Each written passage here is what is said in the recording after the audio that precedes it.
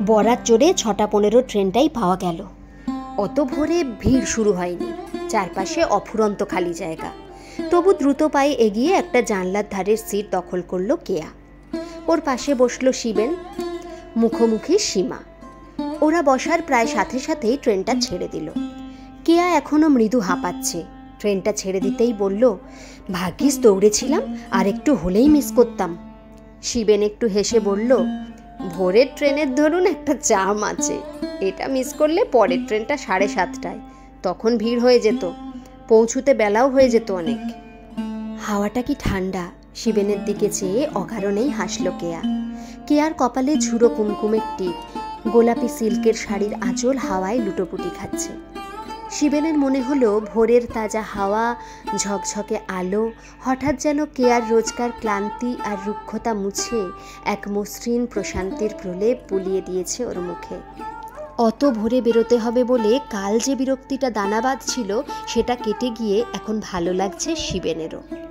সারা সপ্তাহ জুড়ে দুজনের কাজ সামলে বেরোনোই হয় না। নিতান্ত দায় পড়ে হলেও কতদিন পর রোজকার রুটিনে বাঁধা জীবন থেকে যেন ছলকে বেরিয়ে এসেছে ওরা। কিরে সীমা, কি ভাবছিস? শুধু হাতে ফিরতে হবে না তো? কেয়া তরল গলায় শুধল। সীমা সংকুচিতভাবে হাসল।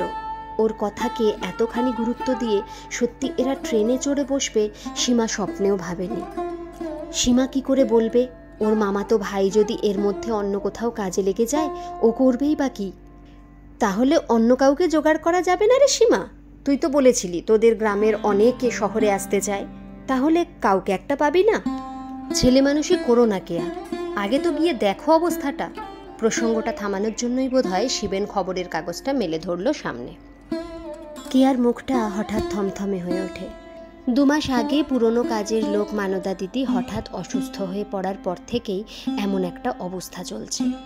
শিবেনের ছোট প্রাইভেট ফার্মে কাজ, সকালেই বেরিয়ে যায়, ফিরতে ফিরতে রাত। ক্লান্ত বিধ্বস্ত হয়ে ফেরে। রিককে নিয়ে হয়েছে সমস্যা। 3টের সময় ওর স্কুল ছুটি হয়ে যায়, বাস নামিয়ে দেয় 3:30টার সময়। কেয়ার অফিস থেকে ফিরতে রোজ 5:30টা 6টা। 5 বছরের ছেলে ততক্ষণ থাকবে কোথায়? কেয়াকে এত ছুটি নিতে হচ্ছে, চাকরি রাখাই দায়। রিকটা কি করছে কে জানে। কাল তো আমরা দাদার বাড়ি থেকে আসার সময় ও ঘুমিয়ে পড়েছিল। আজ সকালে আমাদের না দেখে হয়তো কান্নাকাটি করছে। অত ভেবো না, ছোটরা মানিয়ে নেয়। তবে তুমি যে এমন দুম করে অভিযানে বেরিয়ে পড়বে ভাবিনি। কেন ভাবনি কেন? এছাড়া উপায় কি ছিল? পাড়ায় তো কত চেষ্টা করলাম, পেলাম না। সেন্টার থেকে লোক নিতে গেলে অনেক খরচ, আমরা পেরে উঠব না। এদিকে আমার ছুটি সব শেষ, আমার চাকরিটা চলে গেলে পারবে তো একা টানতে? অত রাগছো কেন? তোমার চাকরিটা যাতে চলে না যায় তাই জন্যই তো আজকের অভিযান। চলো একটু চা খাওয়া যাক। অনেক দিন পরে মাটির ভাঁড়ে চা খেতে বেশ লাগলো, সঙ্গে গরম আলুর চপ। সীমা লজ্জায় খেতে চাইছিল না, কেয়ার জোরাজুরিতে খেলো। ও কেয়াদের দোতলায় রেবা বৌদিদের বাড়িতে থেকে সব কাজ সামলায়। এরকম একটা মেয়ে খুঁজছিল কেয়া। সীমা কোনো মেয়ের খোঁজ দিতে পারেনি, তবে মামাতো ভাইয়ের কথা বলেছিল। সে নাকি কলকাতায় কাজে আসতে চায়। কেয়া বলেছিল দেশে চিঠি লিখে ওর মামাতো ভাইকে ডেকে নিতে। সীমা বলল ঠিকানা জানে না, তাছাড়া সামনাসামনি কথা বলাই ভালো। এবার নামতে হবে কিন্তু। শিবেন উঠে দাঁড়িয়ে গেটের দিকে এগোয়, পিছু পিছু কেয়া আর সীমাও। মেচেদায় নেমে নারায়ণগঞ্জের বাস খুঁজে বার করলো সীমা। চিৎকার করে ডাকলো, তাড়াতাড়ি আসুন, এখনো 2-1টা সিট আছে। দৌড়ে গিয়ে বাসে উঠল ওরা। শিবেনের ইচ্ছা ছিল মেচেদায় ভালো করে কিছু খেয়ে নেবে, তার হলো না। 3 জন ছড়িয়ে ছিটিয়ে কোনো ক্রমে বসার জায়গা পেল। আরও বেশ খানিকটা ভিড় বাড়ার পর বাস ছাড়ল। কেয়া দেখল বাসের অধিকাংশ যাত্রী গেঁয়ো, অশিক্ষিত, কেয়াদের গোত্রের মানুষরা, যাদের ভদ্রলোক বলতে দ্বিধা করে।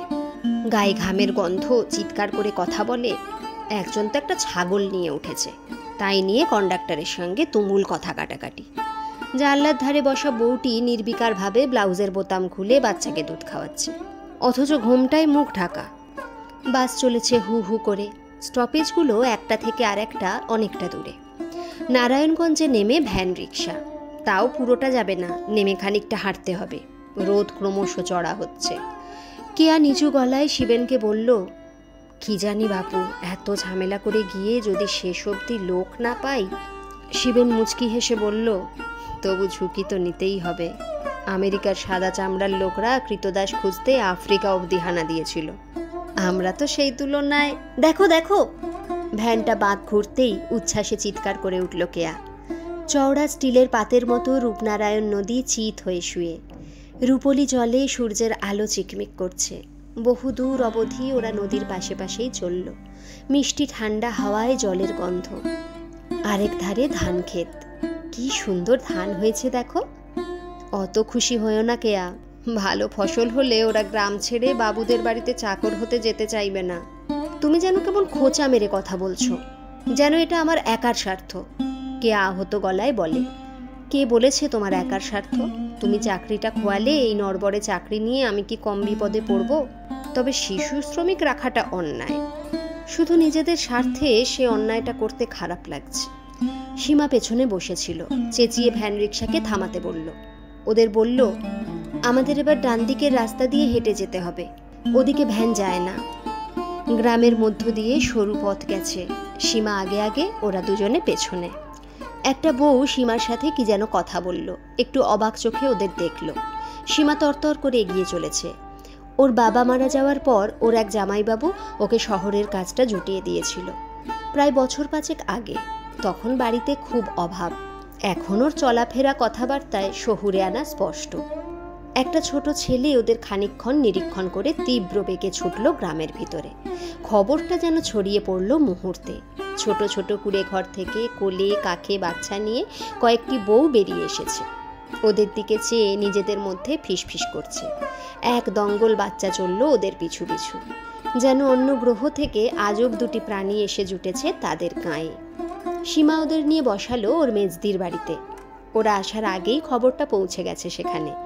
ঘরের সামনে মাটির উনুনে কি যেন জাল দিচ্ছিল সীমার মেজদি ময়না। ওদের দেখে তাড়াতাড়ি ঘরে ঢুকে একটা মাদুর পেতে দিল। সীমা ওদের ডেকে নিয়ে বসালো। কুঁজো হয়ে ঘরে ঢুকতে হয়। ঘরের আধখানা জুড়ে একটা বাঁশের মাচা, ওটাই বোধহয় চৌকি হিসাবে ব্যবহার করা হয়। সেটার উপর ভাঁজ করে রাখা কিছু জামা কাপড় কাঁথা। ঘরের সাথে লাগোয়া একটি ছোট ঘরে কিছু বাসন কোসন রাখা, ওটাই ওদের রান্নাঘর। কি আর নিজেদের 2 ঘরের ফ্ল্যাটটার কথা মনে পড়ল।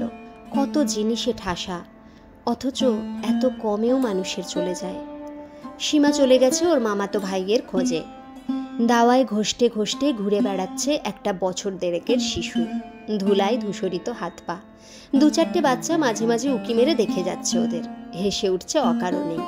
ময়না ব্যস্ত হয়ে রান্নাঘরে ঢুকছে, আবার কোথায় যেন ছুটে যাচ্ছে। বেশ খানিকক্ষণ পরে 2টো মোটা মোটা কাচের গ্লাসে লেবুর শরবত নিয়ে এলো ময়না। বড় ছেলেটা মার পেছন পেছন ঘুরছে আর কি যেন বলছে, বোধহয় শরবত খেতে চাইছে। ময়না তীক্ষ্ণ গলায় ধমকালো। কেয়া বলল, দাও না আমার থেকে, আমার এতটা ইচ্ছে করছে না। ময়না বলল, ছিছি, ঘরে কিছু নাই, একটু জল দিয়েছি, তাও এরা জ্বালায় না। দিদি, খাও তো তুমি। নিতান্ত অনিচ্ছাতেও খেতে হলো। গুমোট ঘরে আর বসে থাকা যাচ্ছিল না। ওরা বাইরে এসে দাঁড়ালো। একটু দূরে কয়েকজন মহিলা উত্তেজিত কণ্ঠে কি যেন আলোচনা করছে। টুকরো টুকরো কথা ছিটকে আসছে। এক মাঝবয়সী মহিলা চিৎকার করছে, মর মর, 4 মাসের পোয়াতি গেছে অপারেশন করতে, ঠাকুর এত অন্যায় সইবেনি। যুবতী কণ্ঠ শোনা গেল, 2-2টো মেয়া হয়েছে, তাতেইও ঘাবড়ে গেল। তাই এবার তো একটা ছেলেও বিয়াতে পারতো, তা না আগেই অপারেশন। এখনই নিজের পরান্ডা থাকলে হয়। আরে তনে তো বুলেই বাজ, খেতে দেবে কোথা থেকে? হারার তো নিজের জমিন সবই গেছে, প্রায় বাচ্চা দুটো নিয়ে গোটা দিন ভোগ দেয়। এমন সময় গম্ভীর মুখে সীমা এসে দাঁড়ালো। কিয়া নিচু গলায় জিজ্ঞেস করলো, কি রে, কি হলো? পেলি তোর মামাতো ভাইকে? ও গঞ্জের একটা দোকানে কাজে লেগে গেছে, কলকাতায় যেতে চাইছে না। সে কি রে, কি হবে তাহলে? কেয়া প্রায় আর্তনাদ করে ওঠে।